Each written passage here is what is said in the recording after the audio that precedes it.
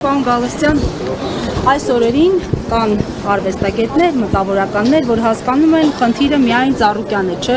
միայն Կարապետյանը չէ, միայն մյուս քաղաքական ու հանրային գործիչները չեն, որոնք պալանավորվում են նախընտրական հետընտրական շրջանում, բայց կան նաև մարդիկ, որոնք անցել են այսպես կոնկրետ իշխանությունների արևիտակ եւ քննադատում են ցանկացած պալանավորվողի, հետապնդվողի ինչու այդպես։ Դժվար է ամեն մարդու խղճի հարցն է դա։ Իմ համեստ կարծիքով այս պատմությունը վաղուց արդեն քաղաքական չի, տնտեսական չի, նույնիսկ արդեն փիլիսոփայության ոլորտից էլ է ինքը վերաճում եւ դառնում է բիբլիական պատմություն եւ ես չեմ չափազանցնում։ Սա իհարկե ոչ պարոն Ծառուկյանի մասին է, ոչ էլ այսօր վարչապետի աթոռը զբաղեցնող մարդու մասին է։ Սա բիբլիական պատմություն է։ Եվ այս պատմությունը ամեն մեկիս մասին է, ամեն մեկը ինքը իրան պետքա գտնի այս պատմության մեջ։ Արդեն բացահայտվում են ձեռքերը լվացողները, արդեն բացահայտվում են ուրացողները, այս ամեն ինչը բարդությունը սրա միջով անցել է։ Եվ ես կարծում եմ, որ մարդու համար, ով կառուցում է Հիսուսի արձանը, բանտում նստելը ոչ մի պատմություն է։ Այս ամեն ինչը ավարտվելու է Հիսուսի արձանի բացմամբ, եւ այդ օրը ամեն մեկը իսկապես պետքա պատասխան տա ով էր ինքը մինչև հիմա։ Ինքը ուրացողներ, թե ձեռքերը լվացողներ, թե ինքը կառուցողներ, թե նա էր, ով ուզում էր այդ կառուցողի փլատակների վրա թրջիկ տա, բարի ուրախանա։ Խոսքը չարի ու բարու մասին է, սա շատ մեծ ընդարձակ բիբլիական հին պատմություն է։ Այնպես որ անհատներին պետք չի ստեղ անհատ, ամեն մեկը իսկապես ինքը այսօր որոշման առաջ է եւ սա այս պատմությունն է բոլորիս մասին։ Այս պատմությունը կավարտի, երբ որ Նիկոլ Փաշինյանը եւ Իթինը իշխանության չլինեն, թե նրա օրոքել հնարավոր է իրավական պրոցեսները, դատական համակարգը գործի անկա։ Նիկոլ Փաշինյանը գործիք պատմության մեջ այդպիսի գործիքներ շատ են լինում։ Ստեղ էլի եմ ես ասում, անձերի մասին չի։ Այո, եթե որոշում կա, եթե քննիչը այդ պահին իրան զգում է պիղատոս, ինքը ձեռքերը լվանալու է։ Եթե ինքը զգալու է, որ իր մեջ բարոյական արժեքները վեր են գործում եւ ինքը պետքա դառնա հերոս, ինքը ճշմարիտ որոշում կկայացնի ըստ իր խղճի։ Բայց այստեղ այնքան པարզ դրամատուրգիա է, այնքան մարդկությունը սրա միջով անցել է։ Ուղղակի պարոն Ծառուկյանի վրա եկա, որտեղ ինքը ամենաերևացող հերոսն էր այս պատմության մեջ, դրա համար էլ ինքը դառավ մարդ, որը պետք է անցնի այս տառապանքի միջով, ոնց որ անցնում են իր բոլոր շրջապատի մարդիկ։ Ես էլ եմ ասում, անձերը ստեղ արդեն վաղուց որևէ նշանակություն չունեն։ Խնդիրը բարոյական է, խնդիրը փիլիսոփայական է։ Դուք չարի կողմն եք, թե բարու կողմն եք։ Բաստան ամեն դեպքում իշխանությունները պնդում են, որ իրենք էլ են այդ սահմանագիծը գծում, հայտարարությունները այս գործընթացներին հաջորդող, նախորդող այն մասին են, որ Հայաստանը տանում են ինքնիշխանության, Հայաստանը մաքրում են կողոպուտից, թալանից եւ այլն։ Այս դիրքորոշումը օբյեկտիվ չէ ինչ որ առումով։ Գիտեք, ես մի անգամ եմ կանխատեսել, եթե այս իշխանությունը այսպես շարունակի, իրանք հերու չի են օրը, երբ որ հրապարակում կանգնացնելու են 3 հատ կախաղան ու կախելու են այն մարդկանց, ովքեր իրենց հետ համաձայն չեն։ Եվ այդ պահին էլ գտնվելու են մարդիկ, որոնք դրա այդ պատկերների տակ լայքեր են դնելու, բացատրելու են, որ այո, սա պետք էր նրա համար, այո, մենք գնում ենք ինքնիշխանության։ Հիմա դե միշտ այդ մարդիկ կան, այո, հիմա ժամանակները ֆեյքային ժամանակներ են, հիմա ֆեյքերի ժամանակներ են, չերևացող մարդկանց ժամանակներ են, որոնք հանգարց իրենց կարևորությունը զգում են եւ պատասխանատվությունից զուրկ ինչ որ բաներ են անում։ Այդ դրանք ամեն ինչը կարելի է բացատրել, ամեն ինչին բացատրություն հիմա կա։ Մենք տեսնում ենք, որ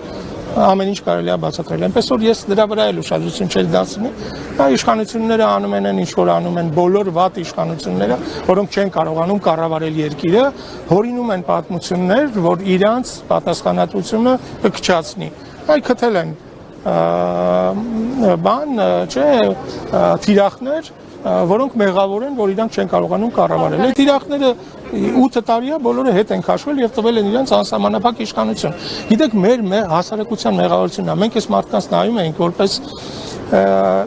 ես չասեմ հեղափոխականներ, միշտ էլ ես իրանց նայել եմ, բայց որպես տենց մեր միջի ակտիվ ջահելներ, բայց հետո տեսնում ես, որ իրանք չէ, լուրջ վտանգ են ներկայացնում իրանցից։ Եվ մենք մեր տան դուռը բացել ենք եւ այդ վտանգը թողել ենք ներս եւ ինքը խժռում է մեր տունը ներսից։ Իսկ թե ինչ բացատրություններ են տալիս, դա արդեն 8-րդականն է։ Փաստերը ավելի կարեւոր են, քան բացատրությունները։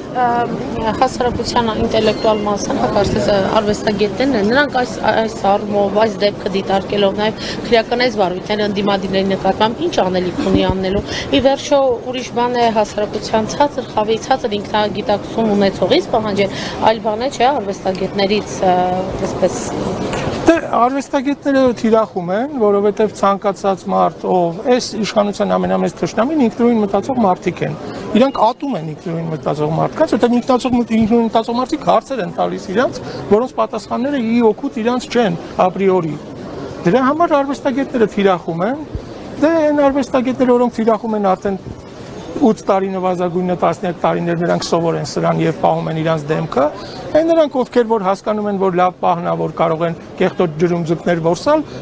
արագ այդ ձկները որսում են։ Այս իշխանությունն էլ պատրաստ է, ինչքան դու կեղտոտ ջրում ձուկ որսացող ես, այնքան այդ կեղտոտ ջուրը քեզ պատրաստ են մատուցել, դեգրադացնեն մինչև վերջի նշույլը։ Դա այդ իշխանության ամենահեշտ ստացվող բանն է։ Հնարավոր է որ որոշ արվեստագետների վրա ճնշումներ լինեն այս մարդու։ Իհարկե կլինեն, սա էլ է ճնշում։ Սա այն ինչ որ հիմա տեղի ունենում, սա ճնշում է։ Բայց այդ ճնշումը, գիտեք, մարդը ապրում է մթնոլորտային ահռելի ճնշման տակ։ Ճնշումը նրա համար է, որ դուք հակադրվեք ճնշմանը, ոչ թե ենթարկվեք։ Ինչքան կռանաք այդ ճնշմանը, այնքան ճնշումը ուժեղանալու է։ Մենք այս իշխանությանը ծանոթ ենք։ Ինքը անընդհատ ուժեղացնում է, ինքը ստանում է, ուժեղացնում է։ Ինչ որ մի պահի պետքա կանգնել, ասել վերջ։ Ինձնից են կողմ գնացեք, ես ճնշվողներից չեմ։ Պարոսյան, ճնշվողներից չէ, թե ձուկ որսացողներից է քանդակագործ Վիգեն Ավետիսը, դուք նրա մասին ընդհանրապես լսել եք, ծանոթ եք նրա գործունեությանը։ Հիշեցնեմ, քանդակագործը ժամանակին Շուշիում սիմպոզիումների էր մասնակցում, բայց այսօր միով բանի իշխանությունների հետ մեղադրանքների տարափ է լցնում նախկին իշխանությունների հասցեին, ավելին արդեն Ծառուկյանին է թիրախավորել, ինչ որ պատմություն է պատմել ու Փաշինյանի ընտանեկան կայքում հասել հասարակությունը շատ ակտիվ դրան արձագանքեց, գիտեք, եթե եկել է ինձ հասել անգամ ես որ առանձնապես չեմ նայում։ Ամենաանշնորհակալ բանը մի արվեստագետի կողմից մյուս արվեստագետի մասին գնահատական տալն է, ես դրանից խուսափեմ, բայց Վիգեն Ավետիսները այն մարդիկ են, որոնք իրենց դե հարց տան, օրինակ ես կարող եմ ասեմ, եթե պարոն Ծառուկյանը ձերբակալվելուց 1 օր առաջ ուղերձ եղեր Վիգեն Ավետիսին, որ ես քեզ հրավիրում եմ Հիսուսի արձանի կողքը կառուցելու մի հատ փոքր քանդակ։ Վիգեն Ավետիսը կվազեր Պարոն Ծառուկյանը եւ չի անցել Հիսուսի դե այդտեղ տաղանդի հարց է, այդտեղ որ համագործակցությունը չի ստացվում, դեմ են դուրս գալիս։ Ես արդեն ասեցի, եթե պարոն Ծառուկյանը հիմա էլ Վիգեն Ավետիսին ուղերձ ուղարկի, որ արի ինչ որ բան կառուցի, նա վազելով կգա, նա կգա այդտեղ, կբարձրանա դռները կջարդի, այդ մարդ ես չեմ ասում Վիգեն Ավետիս, ես ասում եմ Ավետիսներ, կան այդպիսի արվեստագետներ, դե հիմա ինչ ասես, այդ մարդիկ էսպես են, հիշեք Կոլչակի հայտնի խոսքը չէ, ձեռք մի տվեք կառապաններին, օրնիկներին եւ արտիստներին, նրանք բոլոր իշխանություններին ծառայում են, կան այդպես կատարողներ կան, որոնք բոլորին ծառայում են։